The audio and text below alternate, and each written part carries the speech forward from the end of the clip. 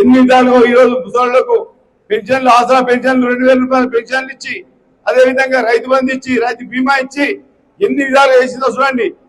ప్రతి ఈరోజు గవర్నమెంట్ సొమ్ము కేసీఆర్ గారు ప్రతి ఒక్క మానవునికి, చిన్న పిల్ల కానుంచి పుట్టిన పిల్ల కానుంచి ముసలి వరకు అందించిన ప్రభుత్వం కేసీఆర్ గారి యొక్క ప్రభుత్వం. ఈరోజు కాంగ్రెస్ ప్రభుత్వం వచ్చింది, కేవలము కళ్ళబొల్లి మాటలు చెప్పి ఒక్క అమలు కూడా లేదు. ఇప్పటి వరకు 4000 పెన్షన్ ఇస్తామన్నారు, ఇంతవరకు 4000 కదా, 2000 కూడా కరెక్ట్ ఇవ్వడం లేదు. అదేవిధంగా ఈరోజు రైతులకు ఏదైతే ఖరీఫ్ సీజన్లోనే అప్పుడే ఇప్పుడు అమ్మిన పండుగకు మళ్ళీ మేము బోనస్ కూడా 500 ఇస్తామన్నారు, ఇవ్వలేదు. అదేవిధంగా కళ్యాణ లక్ష్మి పిల్లలకు, పెళ్లిళ్ళ పిల్లలకు ఈ ఏదైతే 1,116తో పాటు తులం మంగళం ఇస్తామన్నారు, అది కూడా లేదు. ఒకసారి ఆలోచన చేసుకోండి. ప్రతి మహిళకు మహాలక్ష్మి స్కీమ్ ద్వారా 2,500 రూపాయలు ఇస్తామన్నారు, అది కూడా లేదు. ఈరోజు మనం ఏ విధంగా మనం కేసీఆర్ గారు ఈరోజు మనము ఏ విధంగా మనము దుర్మార్గ పరిస్థితుల్లో కూడా మన చేతులారా ఈరోజు పాడి చేసుకున్నాం, ఒక్కసారి ఆలోచన చేసుకోవాలి. ఈరోజు ఒడ్ల విషయంలో చూస్తున్నాం, ఇవాళ పంటలు కూడా కరెక్ట్ కొనడం లేదు. అదేవిధంగా ఈరోజు ఎక్కడక్కడ చూస్తే ఎడారి ప్రాంతంగా మారిపోతుంది. కాంగ్రెస్ ప్రభుత్వం వచ్చింది, రాష్ట్రం కంప్లీట్ గా ఎడారి ప్రాంతం అయిపోతుంది. ఒకటే దర్శనం ఆలోచన చేసుకోండి. మళ్ళీ ఖచ్చితంగా మన కేసీఆర్ గారిని తెచ్చుకోవాలి. మళ్ళీ ఈ రోజు మళ్ళీ పార్లమెంట్ ఎలక్షన్లు వచ్చాయి, ఖచ్చితంగా కేసీఆర్ గారిని మళ్ళీ తెచ్చుకోవాలి.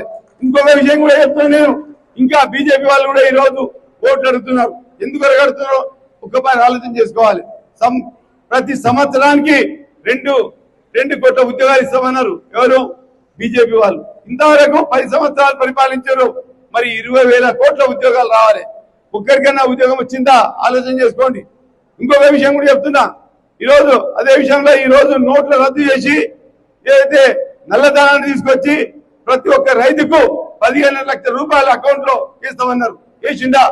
అదే మన ముఖ్యమంత్రి గారు, మాజీ ముఖ్యమంత్రి గారు కేసీఆర్ గారు దళిత బంధు ప్రకటించిండు, బీసీ బంధు ప్రకటించిండు. ఇప్పటి వరకు 1000 మందికి దళిత బంధు ఇవ్వడం జరిగింది, అదేవిధంగా బీసీ బంధు కూడా ఇవ్వడం జరిగింది. మరి బీజేపీ వాళ్ళు ఒక్కటన్నా ఈరోజు 15 లక్షలు వాళ్ళే ప్రకటించి వేసిండ్రా? ఒకసారి ఆలోచన చేసుకోండి. ఇంకా చాలా విషయాలు కూడా ఈరోజు మొన్ననే బీజేపీ వాళ్ళు అక్షంతలు పంపించారు, ఆలోచన చేసుకోండి. అక్షంతలు పంపించి ఓటు కూస్తున్నారు. ఎంత సింపుల్ గా ఆలోచన చేస్తున్నారో ఆలోచన చేయండి. గతంలో పుల్వామా ఏరియా పాకిస్తాన్ మధ్య సర్జికల్ స్ట్రైక్ చేసినాం అని ఒక సినిమా తీసి క్రియేట్ చేసి అప్పుడు కూడా ఓట్లు అడిగి అప్పుడు కూడా గెలవడం జరిగింది. ఇంత కష్టపడి కేసీఆర్ గారు మన అందరినీ ఈ విధంగా ఆర్థిక పరిస్థితి ప్రతి ఒక్క మంచిది ఈ రోజు కేసీఆర్ గారి పరిపాలనలో ఆర్థిక పరిస్థితి పెరిగిందా పెరగలేదా మనం ఒక్కసారి ఆలోచన చేసుకోవాలి. ఒక్క విషయం నేను మీకు చెప్తున్నా, ఎందుకంటే సరే మీరు అనుకున్న దాంట్లో ఏం తప్పులేదు, కానీ వాస్తవాలు గమనించండి. ఎవరు ఏం చేసిండ్రు, ఎవరు ఏం చేస్తున్నారు, గతంలో ఏ ప్రభుత్వం ఏం చేసింది, మన బీఆర్ఎస్ ప్రభుత్వం కేసీఆర్ గారు ఏం చేసిపోయిండు, ఇంతవరకు ఏం చేసి మనకు ఎంతవరకు మనం ఉపయోగం చేసుకొని మనం ఆర్థికంగా బలపడ్డామా లేదా అని చెప్పి ఆలోచన చేయండి. వాస్తవాలు ఆలోచన చేయండి. ఏదో కళ్ళబొల్లి మాటలు చెప్పి జిమ్మికులు చేసి వచ్చి ఈరోజు వాళ్ళు కాంగ్రెస్ వాళ్ళు ఊర్లకు వచ్చే పరిస్థితే లేదు.